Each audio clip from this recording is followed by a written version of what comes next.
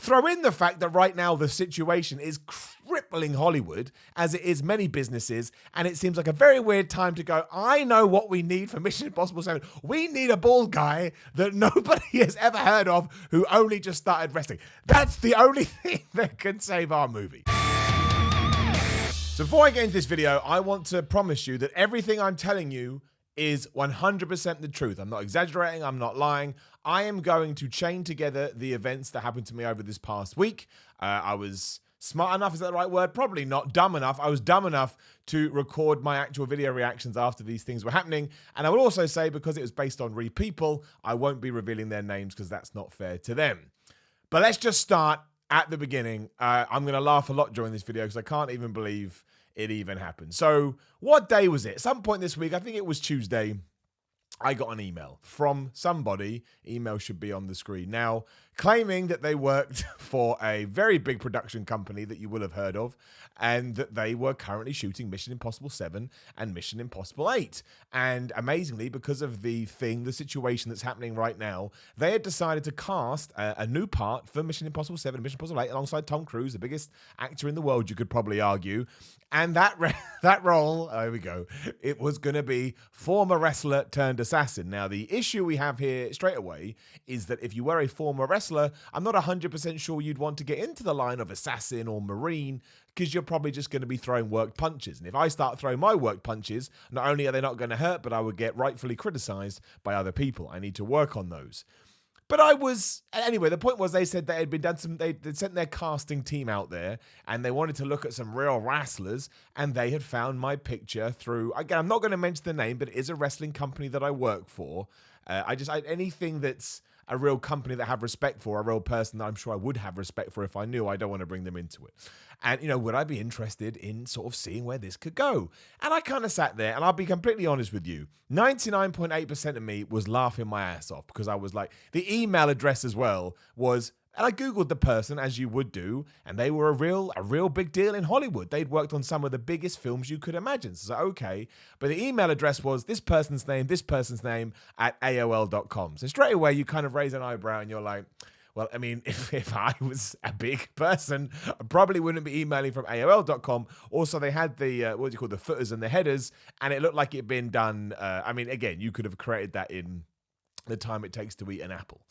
So, but I was like, again, 98.2% of me was just cracking out. But I had this little inkling. I was like, well, I'll see where it goes. Oh, there's no harm in throwing a reply to this email. It's not like it's a spam email address. It's a legit email address, and we'll see what happens. So I responded saying, oh, yes, that sounds like a fantastic opportunity. Please do let me know what the next stage is. So the next stage was a phone call. So, I had this phone call, and he let me know who he was, and he encouraged me to search for him on IMDb, and he told me about the person he was working for, genuinely one of the biggest people you could imagine in Hollywood. So big that it was, I never heard of this person, but as soon as you searched them, you were like, wow, this is the real deal. Now, 2 issues straight away. I'd already Googled this person, the original email person, and I'd found videos of them, and I'd watched those videos. Couldn't have been more Scottish if they had tried. Pure-bred, Scottish-born man, and the person on the phone to me was American. So straight away, you're like, okay, this doesn't make any sense. The other issue was this big Hollywood powerful person worked for one company, which again, I'm not going to say, but they did not work for the company that is currently producing Mission Impossible. In fact, they are one of the biggest rivals to said company, which would certainly make them trying to come to casting decisions together quite tricky, because these people probably want that film to fail so they can help their movies, and obviously the people making the movie want it to be a success. Throw in the fact that right now the situation is crippling Hollywood, as it is many businesses, and it seems like a very weird time to go, I know what we need for Mission Impossible 7. We need a bald guy that nobody has ever heard of who only just started wrestling. That's the only thing that can save our movie. Anyway, imagine it is all real now. They're going to think I'm a right asshole. 99% sure it's not. Had this conversation. He said, what I'm going to do is I'm going to call you back. If you can share your Skype details with me, you can have a Skype with big, powerful Hollywood person. So straight away, I went and made a new Skype account straight away, because I'm only 32% more on. And I thought, well, I can just use this as an email address that I made up, and I made it look like my actual Skype account, because then I'm like, okay, well, if for some crazy reason this is real, 100% not, I've made it look legit. I had a chat with this person, again, this big Hollywood person. They were like, American accent. I looked up her as well. Very good impression. Very good impression. I mean, round of applause for that. It was very well done. But I had a conversation with them and they were like, look, here's what we're trying to do and here's what we think. And, we just want to find someone brand new so that when we come back out of all the madness that we're going through, it's like really exciting. Like we got Simon Pegg and we got Tom Cruise and all these major actors. And then, like this bright spark, we can, we can kind of shine out there. And I was like, well, yeah, that sounds great, because I'll level with you. I realized if I was going to get into this, and I've always wanted, I don't want to say that, I say it in another video, but I realized if I was going to do this, I had to do it whole hog, right? As awful as some moments were, and trust me, some moments were terrible. So I said, yeah, sounds great. Sounds really interesting. I'd love to do it. And they said, okay, cool. And that's kind of how that day ended. And again, I filmed a reaction video to that.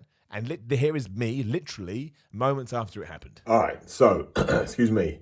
It's the 17th of March. Let me show you, because otherwise you're going to tell me I'm lying. Is that going to get in? No. How do I do this? Is that in? No. There it is. 17th of March. And it's 9:53. I can't see what I'm doing. Maybe you can see it, maybe you can't. Whatever. That's the point. And I've started dialogue. I'll put all this on the video. I've started dialogue with somebody who would like to cast me in Mission Impossible 7. Now, this is a great opportunity for me. Like, it's come out of nowhere. Not really something, who isn't pursuing that? Who doesn't want to get to Hollywood royalty? But I'm kind of confused at the moment. It's clearly a prank or a hoax or a scam. Like 0.2% of me is like, oh my God, I'm going to be in Mission Impossible 7. But ultimately, it's very, very unlikely. So what I've decided to do is I'm going to draw this whole thing out for as long as I possibly can. I've always wanted to do something like this, but I never wanted to respond to the emails that you get in your spam folder because I was worried that maybe you click them and reply that it somehow, I don't know, gets in you, whatever. But this one is all being done over Skype and email, which is fine, like a legit email, not a spam thing. And yeah, I'll put it all together and make a video. I'm very confused right now. It's all very, very weird, but I will, put together as much footage as I can and we'll see what happens. How bored are people nowadays? I know there's like a virus running around, but find better ways to spend your time. Anyway, we'll see what happens. So that was day one. I think I kind of summarized it up there, so I don't want to hang out about it. But I then kind of realized, okay, it could also be a prank, right? It may be a prank. It may not be a hoax or a scam, because at this stage, there was no way they could get anything from me. Like, I hadn't said, oh, by the way, this is going to cost you $100. Please pass across your bank details. There was no way for them to sort of extrapolate any money. And that's kind of what confused me. I was like, they're getting nothing from this apart from we're wasting each other's time. That's it. If it is all a ruse, we're just wasting each other's time. It doesn't seem like, well, look, everyone has a lot of time to waste at the moment, but still. So I thought, okay, well, we'll see where it goes. But I'm going to write this note, which I'll put on the screen now. So I wrote this note again, so there was a timeline and chain of events. Also in the back of my head, I thought, Simon, you could probably make a video about this. So you're going to need some props and some items. So I wrote this note, which I will let you read now as I waffle on.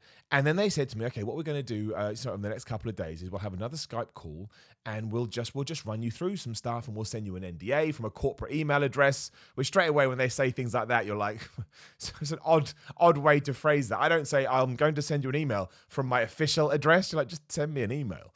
Anyway, so that went by. And they gave me a call really, really late on. I get my dates confused in my head because it went overnight. So I think it was Wednesday into Thursday, whatever it was. So I had a Skype call again. And they said to me, it's so good. They said to me, Simon, obviously you won't be able to see my face, but we'd love to see yours because we're going to treat this like a bit of an audition. And obviously when you go to an audition, you can't see the people you're auditioning in front of. Don't think that's true. They're usually behind a wall of some sort. And I was like, that's gibberish, but okay. So we do it. So I get on there, not signed anything at this point, and they're giving me plot points about Mission Impossible 7. So they're telling me what's going to happen in the movie. They're telling me what my role is going to be. And they asked me to perform a scene. So I'll explain in my reaction video, but I mean, one of the most awkward and horrible things I've ever had to do in my life. Don't get me wrong. Like, if acting opportunities came up, I'd absolutely love to explore them. I think that'd be really fun and really exciting. Whether I'm good at it, I don't know. But there's only one way to find out. But I mean, this was bad. I was very, very, even though I sort of was aware of what I was doing, I was very, very uncomfortable just having this random acting thing in front of a black screen. And also they asked me to do an American accent, which I can't do. I would need help with that. Somebody would have to coach me. But that is when all of a sudden it got flipping weird. And it was like that. It flipped like a drum. And I almost bailed out at this point. I shit you not, because I was like, Simon, they're probably recording this Skype call, for one, in case they're going to try and blackmail you for money or something. And two, I mean, I don't know how well people know me from my videos, but while I can be a bit of a goof and way, deep down, unlike everybody, I'm a scared child. I was bullied as a boy, and that stuff always comes back into you when you're in awkward situations. And then it was like, we should do a love scene. Because, you're a brand new actor, and we don't know how you're going to respond to doing a love scene. I was like, oh, no. Almost this close to just go, you know what, I don't care. This is not worth it. Put the phone down. But I thought, no, I'll see it through. So no word of a lie. The most awkward... It was a lot. It was a lot of it. And it was horrendous. I almost cried when that phone call was done. Not in like a sad way, but in a, oh my gosh, that was just horrendous. And I suppose that was done to almost switch the balance of power, right? So that the person doing this is like, oh, we've got him now. We've put him in. Because, I mean, at one stage, basically what happened was, and I was massively uncomfortable. You could have told that a mile away. The mood and the tone switched. And they almost made out like I'd ruined my opportunity because I wasn't very comfortable with this kissing scene. They just ended the call. Just ended the Skype call like that. And I was like, oh my gosh, that was unexpected. But I thought, well, I've still got enough. And I recorded, actually, I'll do it in the chain of events, and I recorded this video. All right, so, excuse me. It's Thursday. Is it Thursday? Yeah, it's Thursday, the 19th. And this stuff is still... Look at me, I like E.T. Why am I wearing this stupid hood up? Like living E.T. This stuff is still going on. I regret, like, I'll show you all the stuff that I could get, but I should have recorded more of this. I'm a moron for not recording all of it. I mean, I'll explain this in the video that I do over the top, but I've just had, it's like 3 a.m. over here. I've just had this incredibly weird Skype call with someone who apparently is like one of the most powerful people in Hollywood. So powerful. I won't say her name because I don't know. I may take this further and try and make sure it doesn't happen again because it's clearly a scam. But the things that she made me do, I'm not going to lie, a big reason, I've written a message about this as well, a big reason I went along with this, just out of sheer intrigue. I was massively embarrassed doing it. I swear to you, I was massively embarrassed. And I also thought to myself, Simon, because I was doing it on Skype, right? I thought, Simon, they could be recording you and they could put this out on the internet. And then I realised there's already far worse stuff of me on the internet being a dick. But they wanted me to do love scenes and practice my kissing. And I did the worst American accent you've ever heard in your entire life. I guess maybe a small part of me thought the stupidest thing ever may come from this. But I am also, I can't help it. As a man that makes content on the internet, I was like, well, look, Simon, either this is the funniest story you could ever tell ever, or you'll end up in a Hollywood movie. Now, that one was tiny.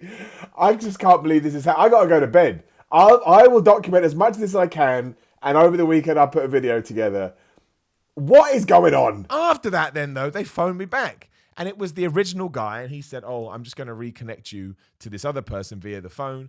And they were all like, that was probably a bit too much for you. Maybe we shouldn't have gone that far. Maybe we're getting ahead of ourselves.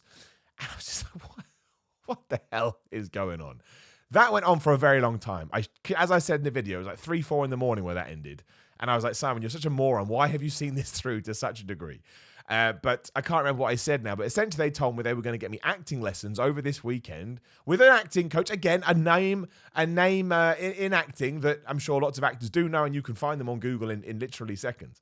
Oh, I should mention as well, when we were having this Skype chat with the original person, I found their Google picture, their Skype picture in around about half a second on Google. So they'd just taken it off Google, and it was not a picture anybody would have used on Skype. Also, as you've probably seen from everything, their communication was... all the sentence structure was weird. Yeah, they told me they were going to get this acting coach, and I was like, I just went along with it. I was like, great, I'm an acting coach. And then all of a sudden is when it changed, was last night, because I got a message on Skype, I think it was, and it was so like, hello, no, how's it going? They just said, ring this number. And it's like, so straight away I'm like, okay, well, here is where shit changes, because now you're asking me to do something. And look, don't get me wrong, the number was in the place they said that everybody was situated. But even I, a man that has no criminal activity whatsoever, can go out there and get a fake number in around about 20 minutes. It is not hard. You can be anywhere in the world, situated wherever the hell you want, and you can get a number responding to where you want someone to think you are. And that's when I was like, well, I'm not ringing any number. My phone bill will go up $3,000 or something, or that's where the scam is, right? That's where the scam is. So I was actually doing an interview at the time. So I said that to them. I said, I can't do it at the moment. I'm doing an interview. That was true. And they just started spamming me. No, you got to do it now. You got to ring this number. So-and-so's going to go into a meeting soon. You don't want to miss out on this. So I was like, look, I'll do it, but leave it. I was never going to do it. And then I said to them, I've tried and the number doesn't work. Instantly, even though they told me they're all going away, try again. Try again. Who says that? Try again. Like, it's just not the most unprofessional thing ever. Try again. Damn it. Do it now. So I said I tried again, and I said, no, I can't. The phone just bleeps and it dies. They then tried to ring me on Skype, claimed they couldn't hear me, put the phone down, and I never heard anything else. That was it. They said they'd call me later, and I never heard anything else. And that's where we sit right now. I don't know what the hell this was.